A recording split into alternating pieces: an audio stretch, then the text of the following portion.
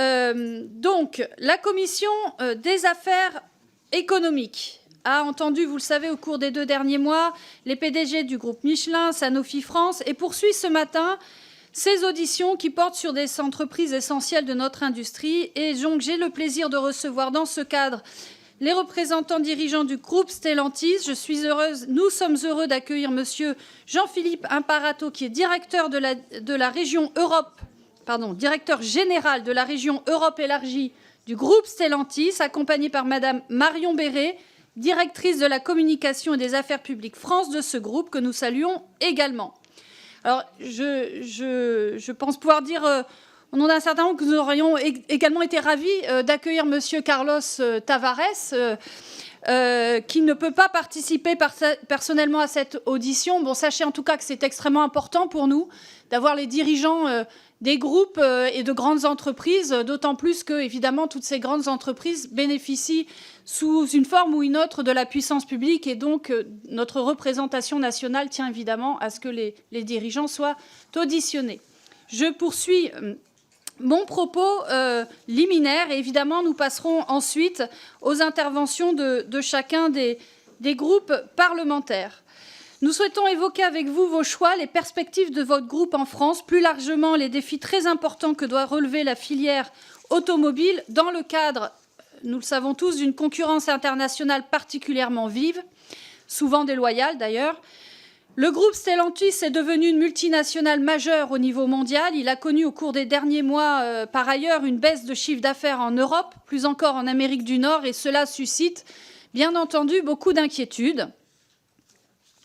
Voilà, donc nous vous invitons ce matin à nous expliquer la stratégie industrielle de votre groupe, et notamment avec des ventes prévues et une marge opérationnelle compris entre 5,5 et 7%. Et nous nous interrogeons, voilà, n'est-ce pas potentiellement au prix de l'emploi? Je me suis d'ailleurs rendue, comme d'autres, auprès des salariés de l'usine Emma France à Aulnay-sous-Bois, en bordure de ma circonscription. Évidemment, on s'interroge sur, voilà, dans un contexte par ailleurs de plans de licenciement annoncés par Stellantis ou un certain nombre de ses sous-traitants, des conditions de ces travailleurs en matière à la fois de primes et de reconversion professionnelle. Ça sera certainement une de mes premières interpellations. Dans ce cadre-là, comment le groupe Stellantis peut-il accompagner l'ensemble de ses salariés? Voilà. Nous le savons aussi, la concurrence est rude au niveau mondial, en particulier dans le domaine du véhicule électrique. Et face aux importations d'Asie et de Chine, que préconisez-vous dans les politiques publiques menées? Peut-on poursuivre avec une protection aux frontières européennes bien plus faible, par exemple, que celle des États-Unis? Évidemment, l'élection et les résultats des élections américaines auront aussi des répercussions en la matière, comme vous le savez. Plus globalement, comment la puissance publique peut agir pour protéger et développer la production automobile dans l'Union européenne? Face à cette concurrence venue d'Asie, qui risque fort donc de s'accentuer, quelles sont vos perspectives d'entreprise? Stellantis a fait le choix de délocaliser des composants de sa chaîne de valeur. Je pense par exemple à l'usine de Rennes qui produisait des machines-outils. N'y avait-il pas d'autres choix possibles? Votre partenariat Leapmotor avec une jeune pousse chinoise, par exemple, ne comporte-t-elle pas le risque de perte de souveraineté technologique ou d'ouvrir encore plus d'espace à la concurrence chinoise? Autre problème, l'accès de la France aux matériaux rares, comme par exemple le lithium, nécessaire pour la production de batteries et de véhicules électriques. Que pouvons-nous faire pour renforcer dans ce domaine notre souveraineté industrielle? Quelle est la contribution des entreprises à cet effort? En outre, Stellantis, comme vous le savez, a beaucoup insisté récemment pour que les exigences de décarbonation de la filière française soient maintenues. Pour autant, le gouvernement a décidé de demander à la Commission européenne de ne pas appliquer les sanctions prévues à l'encontre des constructeurs automobiles qui n'auraient pas rempli dès 2025 leurs objectifs de réduction d'émissions de dioxyde de carbone. Qu'est-ce que cela implique pour le groupe Stellantis au regard des efforts que ce groupe revendique pour réduire les émissions de véhicules qu'il produit? Ça m'amène à une question centrale que je pense nous sommes beaucoup à nous poser. Quel va être l'impact du passage du véhicule thermique au véhicule électrique sur les emplois? Stellantis, donc on l'a dit, prévoit de supprimer plusieurs centaines d'emplois, par exemple à Metz-Borny-Trémery, au nom de la transition vers l'électrique. D'autres sites sont menacés, je pense à Douvrin dans le Nord. Bon, voilà, est-ce qu'il n'y avait pas d'autres choix possibles pour préserver l'emploi, sachant qu'il y avait quand même des marges et des bénéfices exceptionnels de Stellantis en 2022-2023 ? Et je l'ai dit également tout à l'heure, voilà, quels sont les dispositifs que vous prévoyez pour indemniser, reconvertir ces salariés plus largement ? Donc, et quelles sont vos responsabilités en termes à la fois de producteurs directs, mais aussi de donneurs d'ordre vis-à-vis de vos sous-traitants. Et nous voyons bien qu'il y a un certain nombre, par exemple, d'équipementiers qui sont en grande difficulté. J'ai aussi cité, par exemple, le cas de MA France en Seine-Saint-Denis. Voilà, je vous remercie, monsieur le directeur général, en tout cas, madame la directrice, d'être à nos côtés pour informer les membres de notre commission et répondre à leurs questions. Je crois que c'est très important pour nous. Comme je l'ai dit comme nous en avons parlé en aparté, je vous laisse maintenant la parole pour une quinzaine de minutes, après quoi nous entendrons les orateurs des groupes, chacun pour 3 minutes, si vous le pouvez, maximum. Voilà, et en tout cas, voilà, nous vous laisserons autant que possible la parole à chaque fois et à la fin aussi de ces interventions. Puis nous passerons aux questions, 1 minute de questions par député qui le souhaite, puis 1 minute de réponse de votre part. Encore merci donc d'avoir accepté cette invitation, monsieur le directeur général et madame la directrice. Bonjour. Madame la présidente, mesdames et messieurs les vice-présidents, mesdames et messieurs les députés, merci de votre accueil. Je suis ravi d'être parmi vous aujourd'hui. Au-delà du plaisir de répondre à vos questions, je voudrais évoquer avec vous ce qui se profile pour notre industrie, pas simplement pour Stellantis, mais je pense que dans moins de 9 semaines maintenant, nous allons vivre un changement qui n'est pas un changement de degré, mais qu'un changement de grade dans notre industrie qui n'a probablement jamais été vu depuis ces 50 dernières années. Donc je pense que c'est le moment que nous puissions avoir ce genre d'échange, nous industriels et vous législateurs, dans ce contexte. En préparant cette réunion, je me suis dit, qu'est-ce que je leur raconte en introduction liminaire ? Essayons d'être à la fois très, très transparent et très au fait de l'actualité.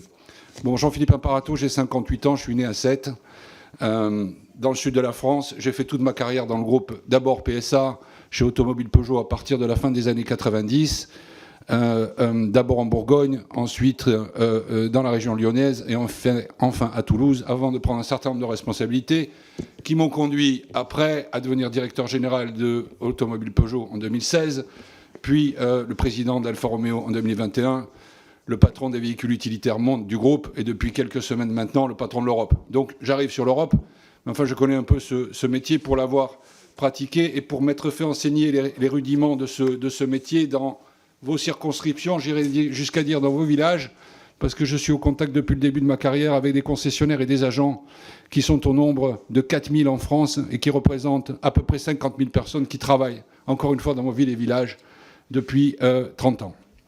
Donc on est à la veille d'un changement majeur et je me suis dit que j'allais vous faire un portrait rapide de Stellantis et la France et Stellantis, où on en est, qu'est-ce qu'on fait et comment on prépare ce qui est devant nous. Qu'est-ce qui est devant nous d'abord ?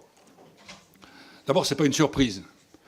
Ce qui est devant nous, on l'a su à l'ouverture du Salon de Paris 2018. Je m'en rappelle, j'étais en train de lancer la 508 en France. Produite à Mulhouse, et on se dit, on y va avec 508 en France, et on reçoit le jour des journées presse du Salon de Paris 2018, les 2 seuils majeurs d'évolution vers la transition énergétique de l'Union européenne, qui sont en 2021, on passe à un certain pourcentage d'électrique dans le total de nos ventes. 2025, on fait un saut, je vais y revenir. 2035, on est à 0 en termes d'émissions globales. Ça, c'est le cadre qui a été fixé en 2018, et donc personne ne peut dire aujourd'hui qu'il est surpris de ce cadre. Par ailleurs, que nous avons adopté en disant Stellantis en 2038 sera 0 émission sur l'ensemble de la chaîne de valeur. Fournisseurs, fabrication, produits et réseau de distribution, 2038, c'est demain, avec un point de passage à moins 30 en 2030 par rapport à l'ensemble des émissions de 2021, ce qui signifie 65% de nos véhicules électriques à l'horizon 2030, 65, 2 tiers. Et évidemment, un point de passage en 2025, janvier, où sur 100 voitures vendues en Europe, et ça c'est une réglementation que nous devons évidemment atteindre, nous aurons à vendre 21% de véhicules électriques. Ordre de grandeur, aujourd'hui, ce matin, on est à 12%. Et en étant en 12%, nous sommes leaders en France, 27% de pénétration. Et en étant à 12%, je suis, je crois, leader en Europe en matière de véhicules utilitaires avec 38% de part de marché. Ce qui signifie un jump de 1 à 2 dans 9 semaines. Et si rien ne bouge en termes de marché, c'est-à-dire en termes d'acceptabilité par le client final que ce marché est en train de bouger, ça va produire forcément un certain nombre de décisions à prendre pour s'adapter aux conditions de marché qui seront celles de 2025. En d'autres termes, mon message est nous sommes prêts, et je vais vous le montrer. Nous avons besoin d'une alliance entre les industriels d'un côté, les distributeurs de l'autre, et la puissance publique pour nous accompagner dans cette transition. Pourquoi ne voulons-nous pas bouger sur cette transition? Parce qu'on se dit qu'il y a un seul moyen de régler la question des émissions de la mobilité individuelle, c'est l'électrique. Toute autre alternative dans un horizon visible n'est pas viable. Et si on veut prendre sérieusement ce sujet, il faut qu'on le fasse ensemble. Bon, ça c'est le premier point. Stellantis, c'est la France. Stellantis en France aujourd'hui, c'est quoi? C'est d'abord la France, c'est un des 3 piliers mondiaux Stellantis. Hein. France, Italie, États-Unis, ça fait partie des 3 sujets qu'on a à traiter et à protéger. C'est 42 000 salariés sur 240 000, dont 6 000 ingénieurs en recherche et développement. Ça, c'est la France pour Stellantis. C'est aussi 12 usines. Dans ces 12 usines, unités d'assemblage où on fait les voitures. Évidemment, vous les connaissez tous. Hein, Poissy, Rennes, Sochaux, Mulhouse, Douvrin, Valenciennes. Nous produisons 12 véhicules électriques sur des plateformes qui sont des plateformes multi-énergie. C'est-à-dire qui peuvent héberger soit du 100% électrique, soit de l'hybride, soit de l'hybride rechargeable, soit potentiellement des véhicules thermiques traditionnels. Ceux qui vont faire l'objet des réglementations au début du mois de janvier prochain. Donc, pour protéger le tissu industriel qui est le nôtre, dans cette période d'hyper-transition rapide, on s'est dit le meilleur moyen de les protéger, c'est de mettre à disposition de ces usines-là des plateformes qui leur permettent de changer d'énergie au gré des réglementations régionales et ou locales en pays, qui seront celles que nous devrons affronter. Donc ça, c'est, je dirais, sécurisé. Et pour répondre à une partie de votre question de tout à l'heure, quand vous me dites c'est quoi l'avenir, on va partager, comme on le fait tous les ans, à mi-novembre, avec les organisations syndicales, ce qu'on appelle notre plan moyen terme. C'est un plan à 3 ans, parce qu'au-delà, on a assez peu de visibilité sur ce qui va se passer. Mais ce que je peux vous dire à ce stade, c'est que nous n'avons pas prévu d'annonce particulière sur le plan à 3 ans, ce qui devrait sécuriser. Parce que sur les 5 usines d'assemblage, nous avons un plan industriel précis, et donc sur les 3 prochaines années, nous n'avons pas d'annonce particulière à ce stade à vous faire sur l'avenir de telle ou telle usine. Le reste, on va le partager avec les organisations syndicales, parce qu'on ne veut pas mettre sur la place publique, évidemment, une stratégie industrielle. Mais pas que.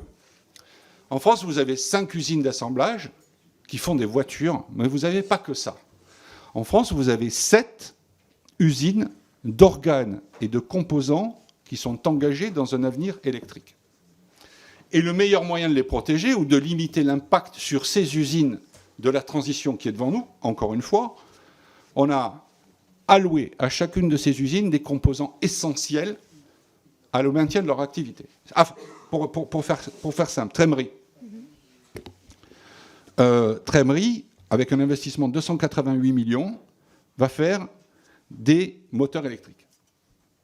Metz, qui était jusqu'à présent dédié aux boîtes de vitesse manuelles. Et typiquement, c'était une usine qui ne pouvait pas envisager un futur au-delà de 2030.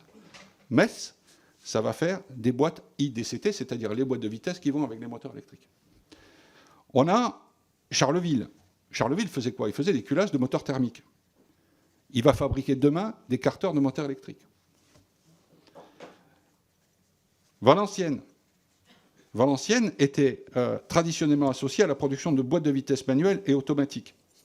Valenciennes va fabriquer des réducteurs pour moteurs électriques et va assembler des machines électriques, dont les moteurs d'ailleurs proviennent de Trémery. Setfond, fabricant de moteurs thermiques, va faire maintenant les systèmes de freinage. Qu'on soit électrique ou thermique, il faudra freiner. Hein. Donc le meilleur moyen de protéger Setfond, c'est de leur faire des systèmes de freinage. Mulhouse, on va assembler les trains arrière des versions électriques et hybrides. Permettez-moi ce détail parce que c'est important. Et enfin, Douvrin, on va l'inscrire dans une dynamique de transition énergétique aux côtés de ACC, par ailleurs l'usine de fabrication de batteries à côté. Donc on a un maillage territorial entre les 5 usines d'assemblage et les 7 usines que nous avons de composants qui se préparent avec un investissement de 3 milliards d'euros ces 5 dernières années à cette transition énergétique dont nous allons voir les principaux effets en janvier. Ça, c'est pour les industries. N'oubliez pas une chose. Encore une fois, dans chacun de vos villes, villages et circonscriptions, vous avez des concessionnaires, des agents qui emploient des gens. On en a 4000 en France. Pour Stellantis, vous multipliez par 2 pour notre concurrent. Et pour les autres marques non françaises, on a un ordre de grandeur de 12 000 à 15 000 garages chez vous. Ils sont tous impliqués dans cette transition énergétique. Ils auront tous à vivre ce mouvement. C'est vrai pour les vendeurs, mais pas que. Hein. C'est vrai pour les après-ventes. Hein. Aujourd'hui, vous êtes apprenti dans un garage, il vaut mieux apprendre l'électrothermique que la mécanique. Hein. Et puis, on ne changera plus de filtre à huile. Hein. Donc, il faut se bouger. Et donc, le mouvement est un mouvement d'ensemble qui implique la filière, les fournisseurs qu'on va accompagner dans cette transition, mais également les distributeurs, dont leurs salariés. Ce qui se passe en janvier est d'ordre épocal, je dirais. Nous devons passer d'un environ de 12% de mix électrique à un environ de 21%, c'est-à-dire 9 points de mix en plus sur 100 ventes vendues. Je vous donne un ordre de grandeur. Un point de mix qui n'est pas fait me coûte 300 millions de malus, de fines, d'amendes au niveau de la communauté européenne. Un point de mix, 300 millions. On ne va pas payer, au sens, on va s'organiser pour être capable de ne pas faire ce mix. Je conclus. Nous sommes prêts à aborder cette transition énergétique parce que notre dispositif industriel est prêt. Nous avons 12 véhicules électriques qui vont être mis sur le marché, dont un certain nombre d'entre eux en dessous de la barre fatidique des 20 000 euros pour avoir le maximum d'accessibilité sur le marché français.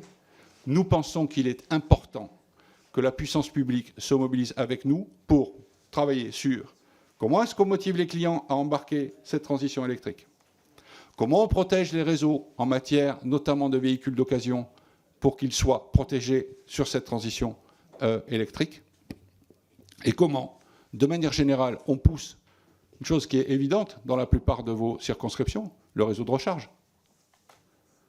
On veut passer à l'électrique, il faut le charger. Et ça, c'est un problème que nous avons abordé ensemble. Madame la Présidente, merci. Merci beaucoup. Je vous propose maintenant de passer aux orateurs.